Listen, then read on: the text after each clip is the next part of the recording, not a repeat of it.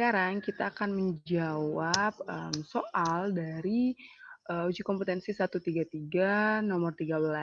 Nah, pertanyaannya udah aku tulisin di sini, yaitu dalam pengujian kandungan senyawa suatu substrat sering dilakukan pemanasan. Cara memanaskan larutan dalam tabung reaksi yang benar adalah, nah jadi pada soal ini kita diminta untuk menjelaskan bagaimanakah cara memanaskan larutan dalam tabungan reaksi yang benar. Nah, tahap yang pertama, kita harus tahu tuh laboratorium itu apa. Laboratorium merupakan suatu tempat untuk melakukan suatu percobaan dan penelitian. Nah, sifatnya ini digunakan untuk studi atau kebutuhan pendidikan.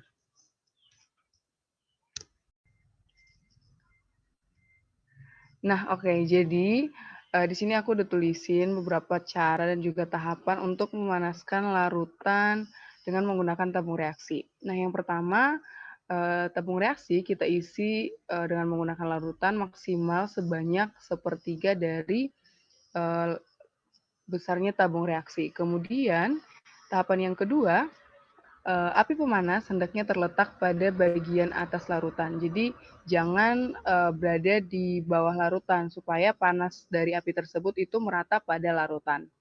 Kemudian tahapan yang ketiga adalah memanaskan dinding tabung reaksi dengan sesekali menjauhkan tabung dari api.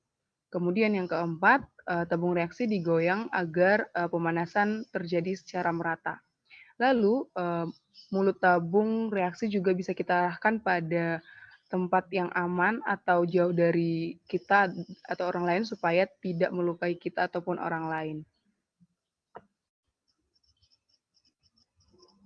Nah, dari penjelasan tersebut kita bisa tahu dan bisa menjawab soal tersebut. Nah, dalam pengujian kandungan senyawa suatu substrat sering dilakukan pemanasan. Cara pemanasan larutan dalam tabung reaksi yang benar adalah dari penjelasan tersebut kita bisa memilih jawaban yang tepat, yaitu C, yaitu memanaskan dinding samping tabung reaksi dengan sesekali menjauhkan tabung dari api. Nah, tujuannya adalah supaya terjadi pemanasan yang stabil atau panas pada larutan merata.